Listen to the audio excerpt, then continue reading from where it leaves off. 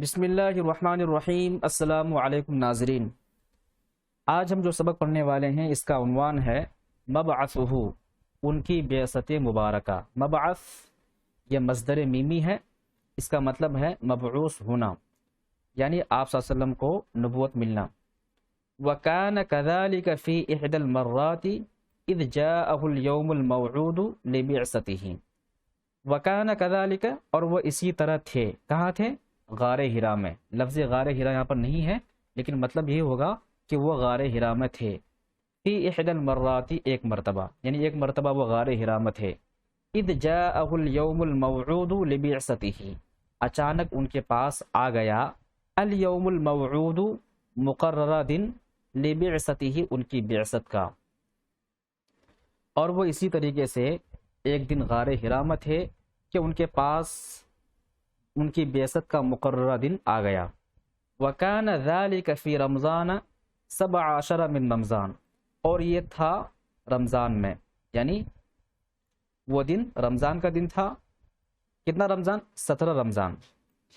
فی السنة الحادیة والاربعین من میلادہ، فی السنة الحادیة والاربعین من میلادہ، ان کی عمر کے 41ویں سال میں، یعنی آپ صلی اللہ علیہ وسلم کی عمر اس وقت 41 سال ہو رہی تھی، 6 اگست 610 عیسوی میں۔ وہو بحرا، اس حال میں کہ وہ غار حرا میں ہے۔ فجاءہ الملک، تو ان کے پاس فرشتہ آیا۔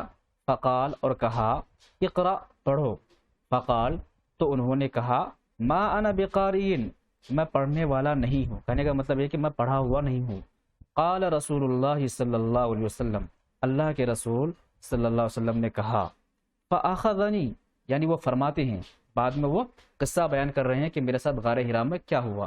قال رسول اللہ صلی اللہ علیہ وسلم، اللہ کے رسول صلی اللہ علیہ وسلم فرماتے ہیں، فاخذنی، تو اس نے مجھے پکڑا، فغطنی، اور زور سے دبایا۔ غطہ یا غط، غطن کے معنی ہوتا ہے کسی کو پکڑ کے زور سے دبانا۔ فغطنی، تو اس نے مجھے زور سے دبایا، حتی بلغ من الجہد، یہاں تک کہ مجھے سخت تکلیف پہنچی۔ ثم ارسلنی، پھر اس نے مجھے چھوڑ دیا۔ فقال، پھر کہا، اقرأ، پڑھو۔ فقلت، تو میں نے کہا، ما انا بقارئ، میں پڑھا ہوا نہیں ہوں یا میں پڑھنے والا نہیں ہوں۔ فاخذنی، پھر اس نے مجھے پکڑا۔ فغطنی، پھر اس نے مجھے زور سے دبایا۔ حتی الثانیۃ، یہاں تک کہ دوسری مرتبہ، بلغ من الجہد، دوسری مرتبہ مجھے، بلغ من الجہد، دوسری مرتبہ مجھے تکلیف پہنچی۔ ثم ارسلنی، پھر اس نے مجھے چھوڑ دیا۔ فقال، پھر کہا، اقرأ، پڑھو۔ فقلت، تو میں نے کہا، ما انا بقارئ، میں پڑھنے والا نہیں ہوں۔ فاخذنی، پھر اس نے مجھے پکڑا۔ فغطنی الثالثۃ، پھر اس نے مجھے تیسری مرتبہ دبایا۔ ثم ارسلنی، پھر اس نے مجھے چھوڑ دیا۔ فقال، پھر کہا، اقرأ، پڑھو، بسم ربک الذی خلق، اپنے اس رب کے نام سے جس نے پیدا کیا۔ خلق الانسان، اس نے انسان کو پیدا کیا، من علق، لوتھڑے سے۔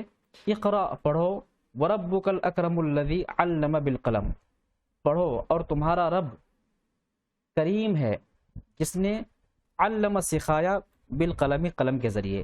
علم الانسان ما لم یعلم، اور اس نے انسان کو سکھایا، ما لم یعلم، جو وہ نہیں جانتا تھا۔ وَكَانَ ذَلِكَ أَوَّلَ يَوْمٍ مِّنْ أَيَّامِ النُّبُوَّةِ، اور یہ نبوت کے ایام میں سے پہلا دن تھا، پہلا یوم تھا۔ وَكَانَ ذَلِكَ، اور یہ تھا، اول یوم، پہلا دن، من ایام النبوۃ، نبوت کے دنوں میں سے۔ وَأَوَّلَ وحی من القرآن الکریم، اور قرآن کریم کی یہ پہلی وحی تھی۔